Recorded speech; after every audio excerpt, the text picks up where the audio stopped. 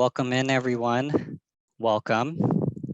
It is terrific to be able to see a number of familiar faces around this virtual table.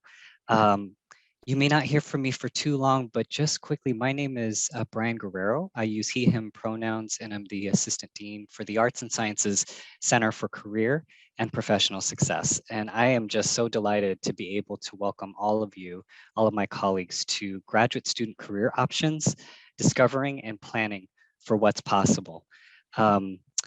Because we want more time for yourselves, right? We're going to have some really quick introductory remarks. And I have just the greatest pleasure and honor to be able to introduce to all of you Dean Ryan King, who's the Dean for Social and Behavioral Sciences. He actually started in that appointment in January of 2021. And as I've learned and collaborated with Ryan over time, I've definitely experienced a sense of vision, compassionate leadership, and this commitment to excellence in relation to ensuring that our graduate student experience is top-notch.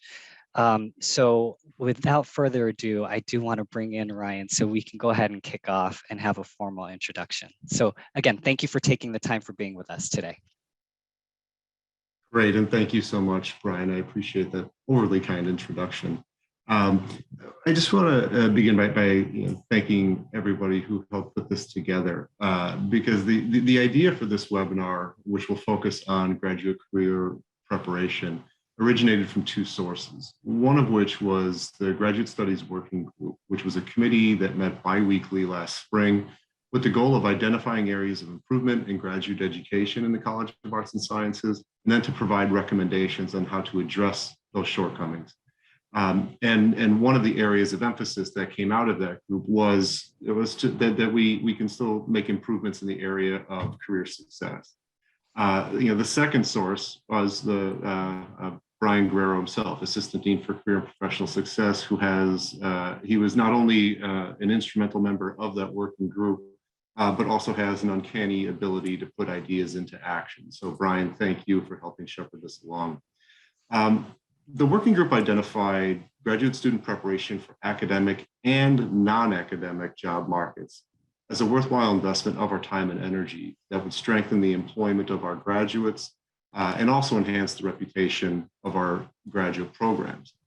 This recommendation was motivated in part by some employment trends in PhD graduates. So for example, according to the survey of earned doctorates, the proportion of PhDs with job commitments in academia at the time of graduation has declined between 2000 and 2019. Today, fewer than 20% of those in the physical and earth sciences who have PhDs have job commitments in academia upon graduation, although that does not include postdocs, which are quite common in those areas. In the arts and humanities disciplines, about 72% have jobs in academia, which still leaves a significant proportion of graduates with PhDs that may end up working in other fields. As a faculty member myself, and as an advisor to graduate students who are working on their doctorates, one of the first questions I typically ask is what their goals are. And I'm generally quite comfortable advising students on coursework and research opportunities, regardless of their aspirations. But I'm admittedly less knowledgeable of the non-academic market and how to plug students into networks, expose them to opportunities for employment that require a PhD, and develop some of the soft skills that nonprofits, industry, and government positions may be seeking. And so today's webinar is an initial effort to provide graduate students with new perspectives from panelists with extensive experience advising in this area. And so before I hand it off, let me just say to the graduate students, we hope that you find this webinar to be instructive and helpful. And to this end, we would welcome your feedback. There will be an opportunity to share your opinions after the webinar. And also keep an eye out for a PhD mixer in the spring term, where participants can connect with other graduate students who successfully applied their education and training in various ways, both in and outside of the academy. So we'll send more information about that in the weeks and months ahead. To the organizers of today's event, I want to thank you for your efforts. I have the privilege of working week in, week out with the Bryans, as Brian Arefache and Brian Guerrero. And I thank them very much for helping see this come to fruition. And especially to our guests and facilitators, Annie Maxfield and Tina Solvik. I thank you for sharing your insights today and look forward to listening and learning. And with that, I will now turn it over to you. Thank you. Thank you so much, Brian, and Ryan. We really appreciate being here today. So I am going to just get us started first by introducing myself. I'm Annie Maxfield. So currently I'm the president of the Graduate Career Consortium, and I'm one of the leads on Imagine PhD, and I direct graduate career and professional development at UT Austin. Super excited to be here. I also want to introduce y'all to my colleague, Tina. Tina, if you want to introduce yourself. Hi, everyone. My name is Tina Solvik. I come from a graduate background. I have a PhD in biomedical sciences from the University of California at San Francisco. And for the past 2 years, I've been working in graduate career and professional development, and I specifically focus on graduate education. How can we educate and prepare and train graduate students to pursue careers in a variety of sectors? So everybody can see my screen now, I hope. Yes. Okay, good. We're going to go ahead and get started. So I know you all received an email today outlining our learning outcomes, but we just really want to drive those home really quickly. So first, we're really excited to introduce you all to all of the many, many things that you can do with a graduate degree. So you will get to see the breadth of what that looks like today. You'll understand how to leverage your research skills in career exploration. You'll get a chance to use a couple of different tools depending on your disciplinary background to assess your interests and values as they relate to career options. And then you'll formulate a career research question and plan using available resources at OSU.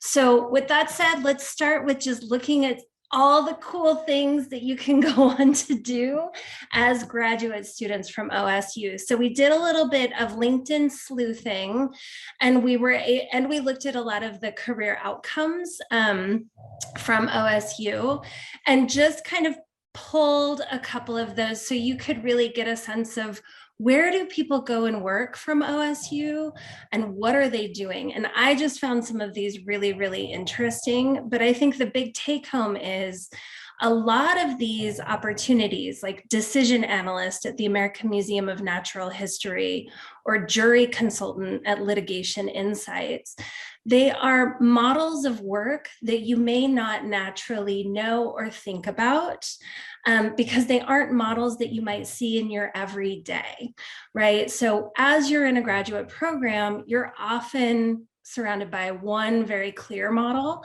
which is a research intensive faculty position. However, there's so many more things and ways to use the skills that you're developing in your doctoral or master's program that are exciting and contribute impact in various ways. And so I'd like to invite you to also take a look at LinkedIn and do a little bit of sleuthing yourself, and we'll give you some skills and resources today to learn how to do some of this sleuthing on your own. So I'm a big proponent of using the skills that are already in your toolbox. And as master's and PhD students, you are all excellent researchers. That is what you are trained to do in graduate school, is to become an expert within your field of research. And these skills can not only be used for you to finish your graduate program and write a successful thesis or dissertation, but also to use them in order to explore the careers that you might want to pursue after you finish your degree. So I'm a fan of using your research skills to be able to add some sort of structure to sometimes this ambiguous process of, there are so many potential careers out there. You got a bit of a taste of those from the last slide that Annie showed. How can you identify what you might want to do, especially with the exposure that you have now predominantly to academic faculty positions? Research is really just that. It's being able to look at this field of a lot of unknowns and identifying a strategic way to be able to ask a question of interest to you and to create some clarity within those unknowns. And so using your research skills and the process by which you conduct research can make the process of career exploration feel a little bit more systematic, a little bit clear, so you know what you're going to do each step of the way to explore what you're going to do with your degree. So this kind of aligns step by step with the different stages in a research project. Obviously, when you start in grad school, they don't just say, hey, start conducting research right away. They're like, you have to understand the fields that you're in, whether it's physics or sociology. You need to identify an area of interest. What do people know about it? What do people not know so far? And start thinking about, what do you want to learn more? What is the question that you're asking? Or if you're a scientist, what is the hypothesis that you're posing? And then you start collecting data to answer that question, analyzing them, trying to understand overall, what does your data say? What is the answer that you are getting from this data to your original research question? Career exploration is actually a quite similar process. It's just what you're collecting data on is a little bit different. Your initial literature review or assessment of the current state of the field is actually an introspective period of self-assessments. So what do you know about yourself and what's important to you? And we specifically look at skills, interests, and values, and we'll talk about those more today. Once you sort of self-assessed who you are and what you're looking for, you can start to think about what careers maybe align with your top skills, interests, and values that would make it a good, fulfilling fit after you finish your program. And then you want to test that hypothesis or that question that a career in curriculum design or a career in a museum or as an industry scientist would actually be a good fit. And you can collect data through a variety of different formats, and we'll talk a little bit more about that today. But throughout, whether you're talking to people, reading articles, or attending employer sessions, or doing internships, you want to be asking throughout, do I feel like the information I'm gathering indicates that this career would be interesting to me, would be enjoyable to me, would promote the values that are most important to me? And as you collect data from these different sources, you're going to summarize overall if yes or no, it's leaning towards being a good fit for you. So if mostly you're finding out really positive stuff about this career and you feel like, yes, it is ticking all those boxes you set out from the beginning, then maybe that's the career that you want to more seriously consider pursuing when you're applying for jobs at the end of grad school. If it's mostly no, you probably realize that for a very specific reason. Maybe it didn't align with one of your interests, or maybe you felt like there was a disconnect with your personal values in that career. And so then that is helpful information to say, that aspect of my personality, my preferences is actually going to be way more important than I thought it was. And I'm going to have to think more carefully about that as I explore careers. And then, of course, sometimes studies produce mixed results, and you kind of have to go back to the drawing board and think, am I asking my question the right way? Should I be collecting data from different sources to be able to get a more clear yes or no answer?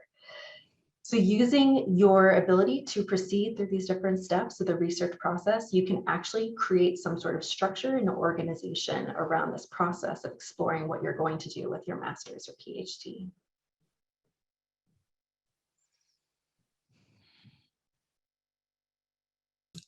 Okay, so I want to introduce you all to skills, interests, and values, because you're going to hear us talk a lot about these, and these are basically the trifecta of career decision making. And we're going to focus a lot today on self-assessment and data collection, right? Formulating that career research question and how to find the data you need to answer that question.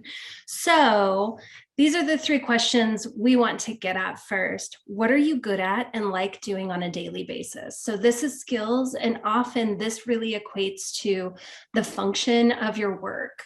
So you notice that we had a decision analyst who is at a natural history museum, right? The function of their work is data and analytics.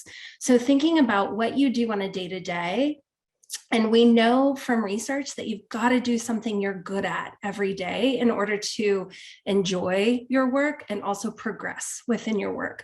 So think about designing curriculum, public speaking, your research methodology, teaching, if you like to manage data, or if you like to analyze data, right? So that's the function. Next, we like to think about interests, and often I align interests with industry. So interests are really, what do you like to spend the most time on? And often you can look to interests for your research topics, the reason you chose the discipline you chose, also things that you like to do outside of your doctoral research. So think about the service projects you get into, or teaching topics that you really enjoy. These two really intersect in terms of function and industry. So my best example is I've been working with PhDs for about 10 plus years.